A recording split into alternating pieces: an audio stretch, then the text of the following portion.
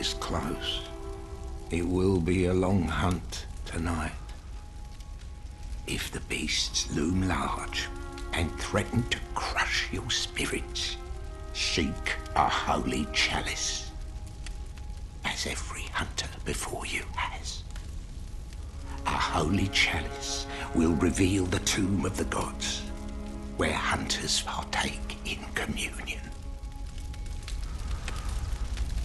Most of the holy chalices lie deep within the tomb of the gods, and the few that found their way to the surface were lost again in the hands of men. But if the old hunter tales remain true, one of the holy chalices is worshipped in the valley hamlet. Yet the town is in disarray. It was burned and abandoned for fear of the scourge. Home now only to beasts.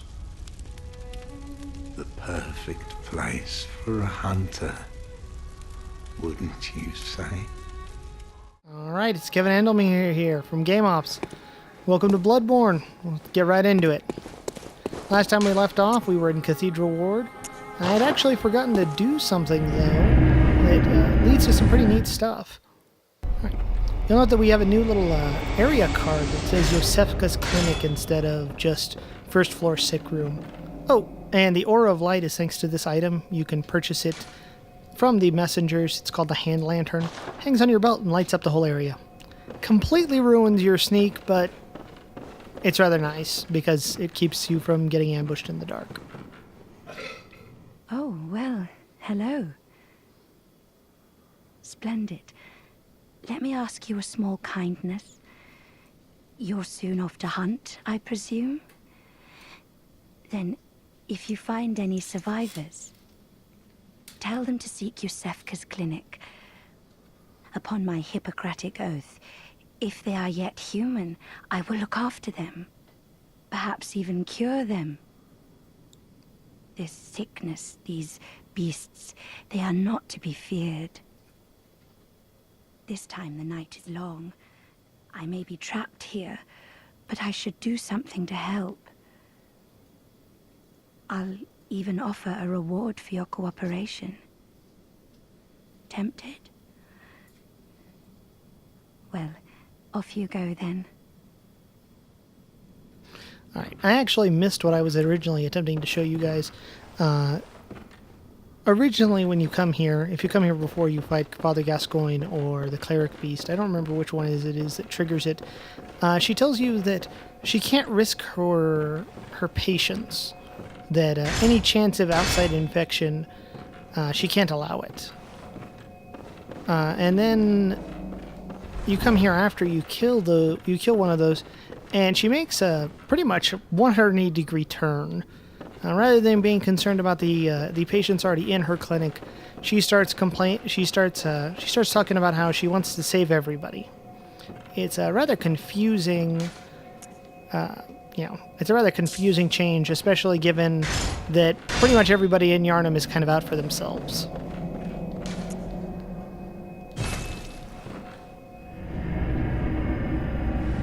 All right, now back onto what we were originally doing. This is Cathedral Ward. This is actually the Grand Chapel in Cathedral Ward, I believe. And there's this unfortunate thing. Oh, you must be a hunter. Very sorry. The incense must have masked your scent. Good, good. I've been waiting for one of your ilk. These hunts have everyone all locked up inside, waiting for it to end. It always does, always has, you know, since forever. But it won't end nicely, not this time. Even some folks hiding inside are going bad. The screams of women folk, the stench of blood, the snarls of beasts, none of them's too uncommon now. Yharnam's done for, tell ya. But if you spot anyone with their wits about them, tell them about this here Erden Chapel. They'll be safe here. The incense wards off the beasts. Spread the word. Tell them to come on over. If you wouldn't mind. Alright. This is the Chapel Dweller. That's the official name given by, well, anything you can do in-game to find out the name. Apparently, the Chapel Dweller's name is actually Agatha. That's actually a female right there. Yeah. Agatha, despite the absolute crazy creepiness, is actually a good person. She honestly does want to help people, and she has no reason not to. All of these giant jars you see about the room, they're all full of incense. That incense that we discussed earlier that wards off the beasts. So she really doesn't have a reason to not be nice. And also during that conversation you may have noticed another reference to our scent. The incense masks it, prevented Agatha from noticing us, which also implies that Agatha is actually blind. I'm not sure if that's the case, but she does seem a little shocked when you first start talking to her, as you saw. Ow. These guys are actually called church servants. They're huge pains in the butt because they're nigh unstaggerable. About the only thing you can really do with them is parry and visceral.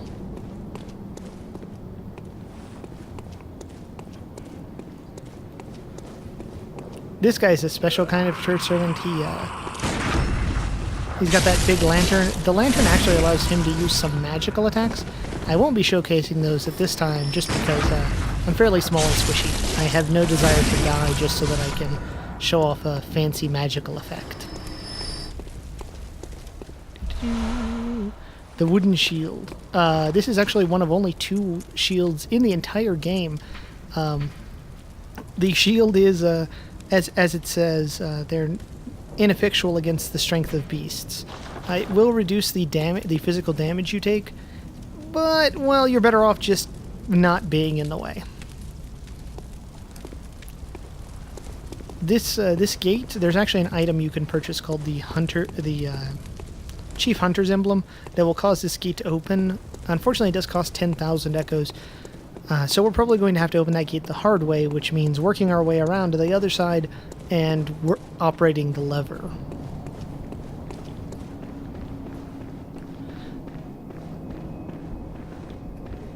This door doesn't open from this side, does it? No.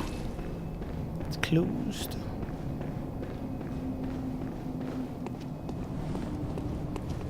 Da-da-da.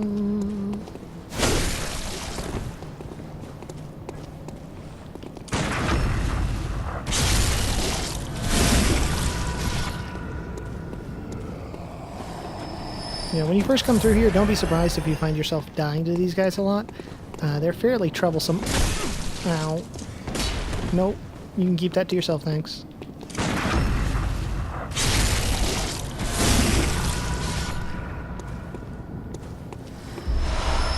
Blood vials. Excellent. More blood vials. Huh. Fairly generous of those. Head on down here. This is actually really the start of some of the more interesting parts of Bloodborne. As you may have noticed, the sky is no longer a clear blue as it was when I was originally wandering the world. It's now a sunset orange and red. This is because as you defeat bosses in Bloodborne, time advances. The night of the hunt is actually controlled, the length of it is controlled by how quickly you can advance and kill bosses. Kill them quickly and the night goes fairly quick. Take your time or fail frequently, and you can find yourself stuck in the night of the hunt for, well, a long time.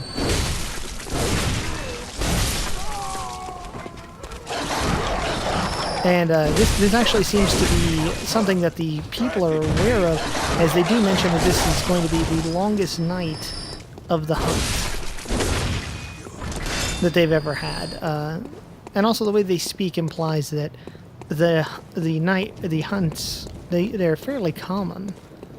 They don't speak as though this is an unusual occurrence. they speak as though this is something that happens, and it's just, you know, what you deal with.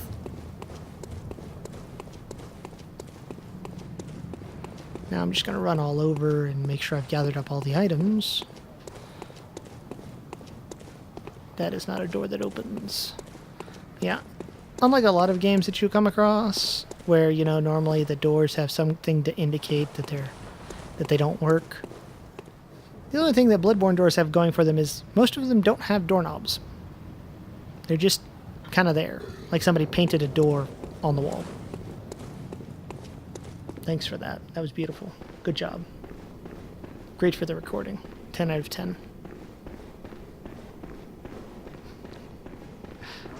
Alright. Oh! There's a Madman's Knowledge in there. And there's this guy. As you may note from how it's now taking me more attacks to kill them, as you move through the areas, you are going to encounter stronger and stronger variants of these same creatures. They're going to look exactly the same, have the exact same movesets, but they're going to do a lot more damage, and they're going to take more damage to kill. It would have been neat if everything could have been unique, but the Yharnamites, they're recycled a lot. We'll actually see further variants of them. Ow. I mistimed that because I forgot about travel time. And now he's going to shoot at me from really far away.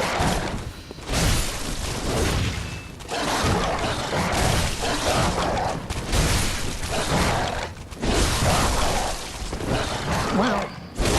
That dog was particularly resilient. Clever, too. I don't like clever dogs.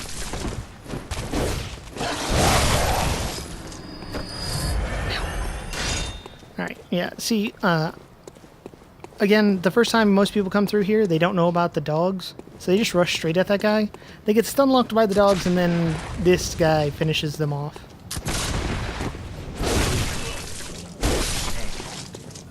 Luckily, when they're by themselves, the gunmen aren't terribly hard to deal with. They've got very obvious reload times.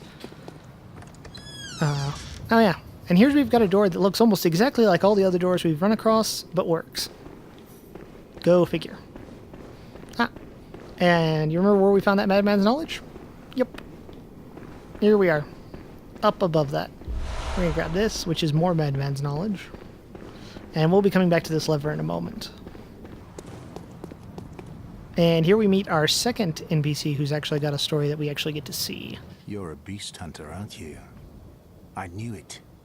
That's precisely how I started out. Oh, beg pardon. You may call me Alfred, protege of Master Ligarius, hunter of vile bloods. So, what say you? Our prey might differ, but we are hunters, the both of us. Why not cooperate and discuss the things we've learned? Alright, Alfred, despite the fact that he only ever talks to you with your back, is a fairly friendly dude. I do recommend that you choose cooperate just because it gets you better stuff. Oh, very good. Very good indeed. Take this to celebrate our acquaintance. Beast hunting is a sacred practice. May the good blood guide your way. Right. That's actually the first time you ever hear about that. He calls it good blood. And you'll note that he also made mention that the thing he was hunting was vile bloods. He's a member of the church, or not a special section of the church, called the Executioners. Their job is essentially to hunt down anybody who's using blood in a way the church doesn't approve of. But the good thing is when you choose to cooperate with him, he grants you fire paper. Fire paper allows you to deal fire damage with your weapon as long as it doesn't deal any kind of elemental damage itself. This is amazingly handy because pretty much everything you run into at this point is weak to fire. Alright, that lever we saw earlier, here we go.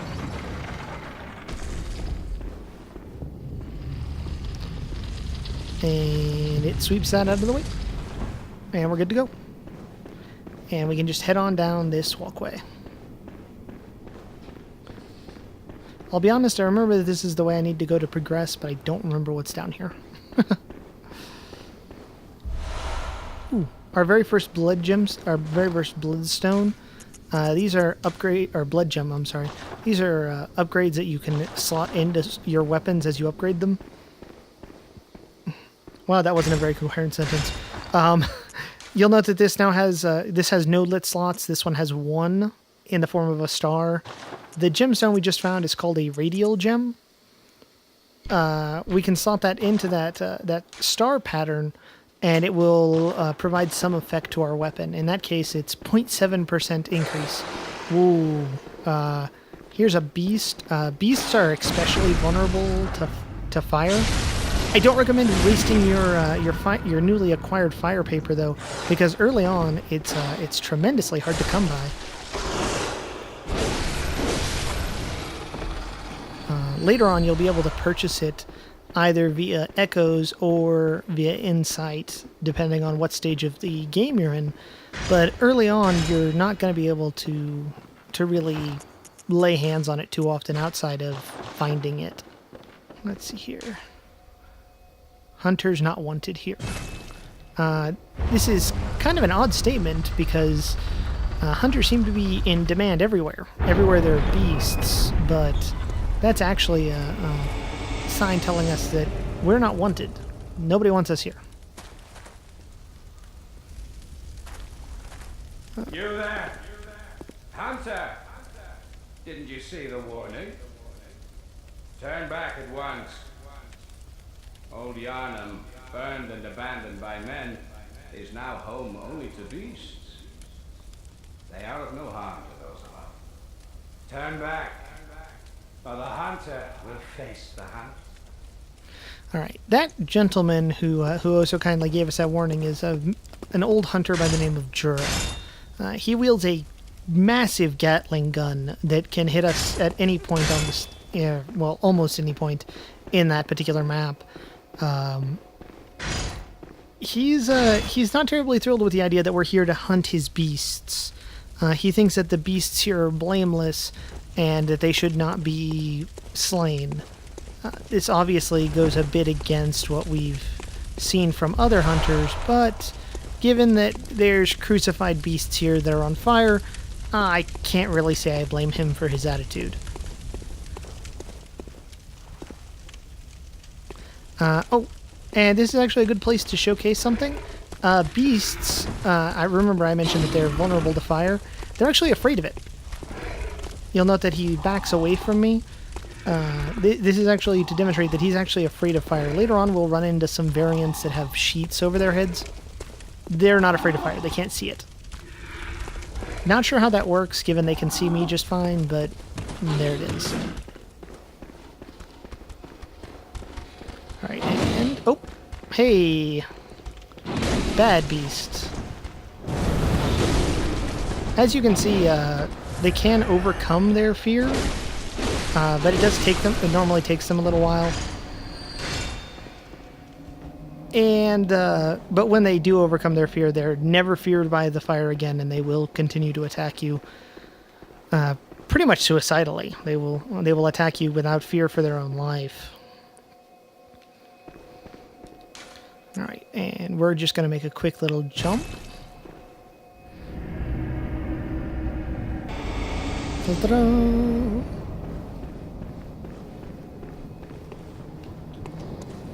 Alright, was this the way I needed to go? Yes, it was. Okay. What we're going to do is we're going to come this way.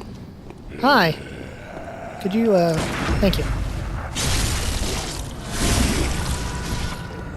Yeah, Bloodborne has an odd system in that they don't want to, they call it engender passivity on the board. Oh, hey. Fancy hunter's gear. Whoa! Okay, that weird effect right there, that will kill you. Don't get caught by that. That's bad. I'd completely forgotten it existed, though. Ooh. That big guy right there, he's very powerful. Even late into the game, you're going to have trouble killing him. Just because a lot of the things that you've been taught don't work. You can't stagger him, you can't parry, you can't riposte, you can essentially do nothing. except to dance around his legs and wail on them. If I recall correctly, you can actually wait him out and he'll return down here and pass through this. You'll note that there's a guy here with his back turned to us, right? And I'm sure you're expecting me to advise that we run up and backstab him. And I would, except this guy exists. This guy will run up while you're trying to backstab the other guy and punch you in the side of the head. And given that he's carrying an entire statue, when he does that, it will hurt. It will actually most likely kill you, especially early on. Ooh, you've got a lot of health. Please go away. Look, I can do that too.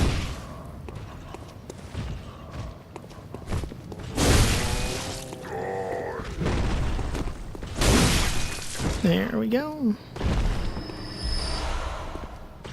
Yeah, there's actually also a crow over there. You know, just in case you manage to get past the other guy, there's a crow. Unfortunately, the transformed state of the hunter's axe, because of the way it works, you can't get visceral attacks using it. It's got a great reach, but the second attack that it does actually takes the place of the visceral attack. It does double damage because when you stun someone, they take double damage from any attack that you do. But it's not exactly what we want, because instead of double damage, I could have had... I am not even sure how much extra damage, but I could be doing 400 or 500 points of damage instead of just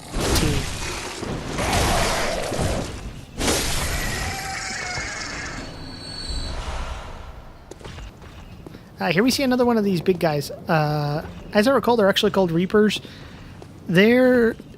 This one in particular, he's a Chain Reaper. He's tremendously unfriendly. That chain ball can and will kill you in one hit. And it's got a huge reach. We're just going to run in here real quick, grab these bloodstone shards, because I need them for upgrading. Ow! Ow!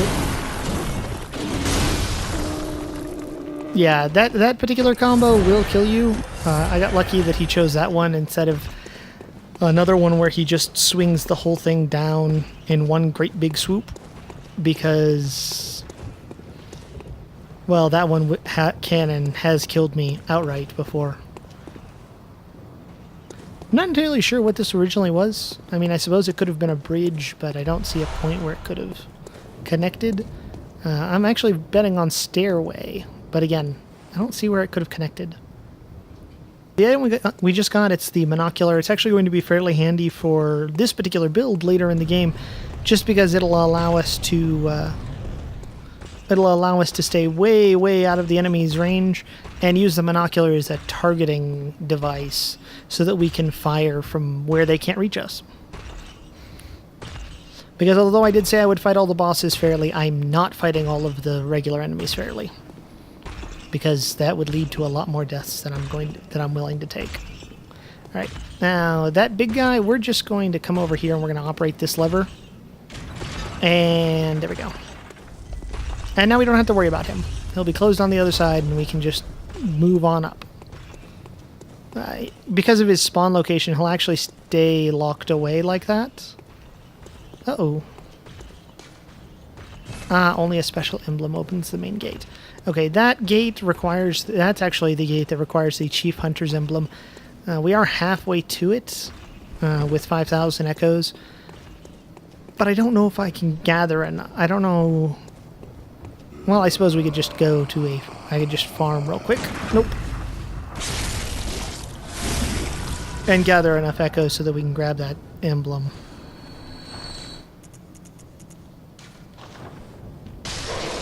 Hmm. 500. 66666.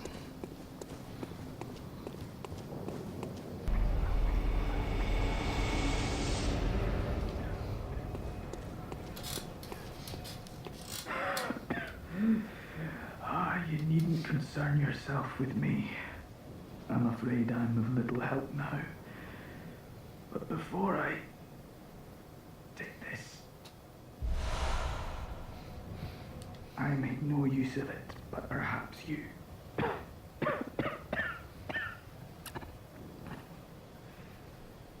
What afflicted me was incurable, but this town gave me hope. Their strange blood bought me time. I was most fortunate, unharmed by the plague of beasts. I can even die human. Alright. Gilbert actually gifts us with the item called the Flame Sprayer. It's essentially a flamethrower. It does use Quicksilver bullets.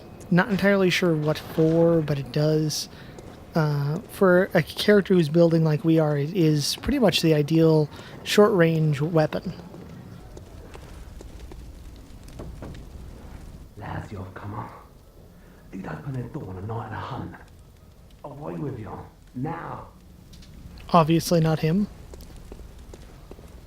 I know there's a couple of them I can't save until I kill the blood-starved beast.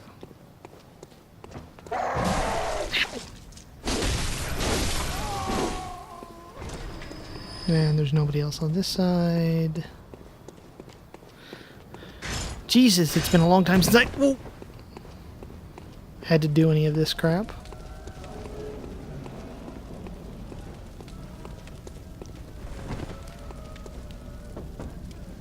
Are you that outsider?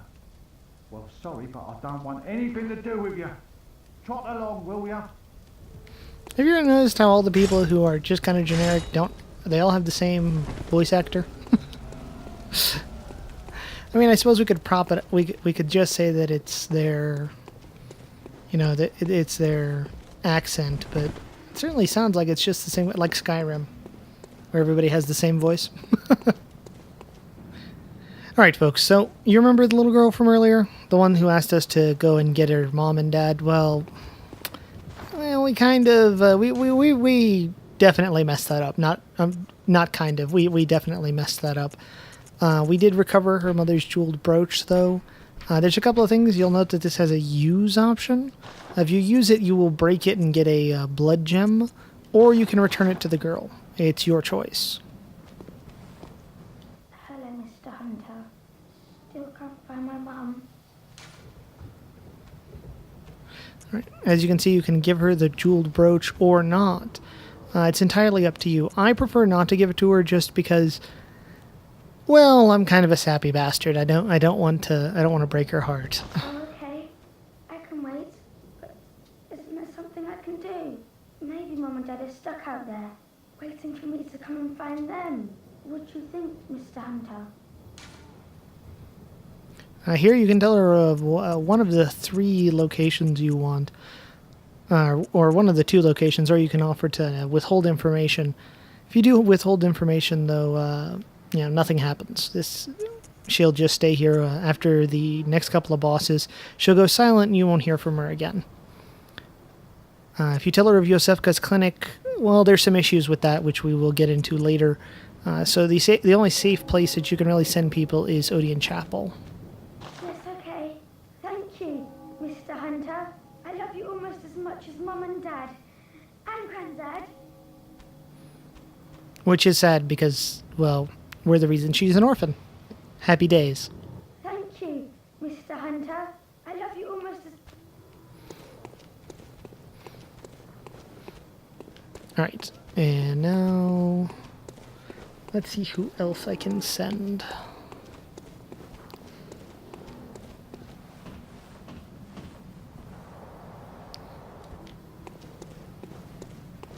You want something? No, I'm not going to walk all that way. Fuck that.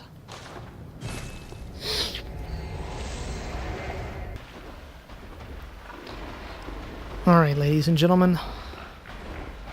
Remember the little girl we just sent off? Well, we did send her to Odeon Chapel, which should in theory be a safe place. Unfortunately, the walk there is less so. This fat fuck.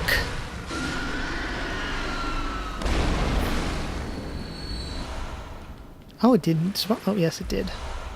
The red messenger ribbon is what we get from that.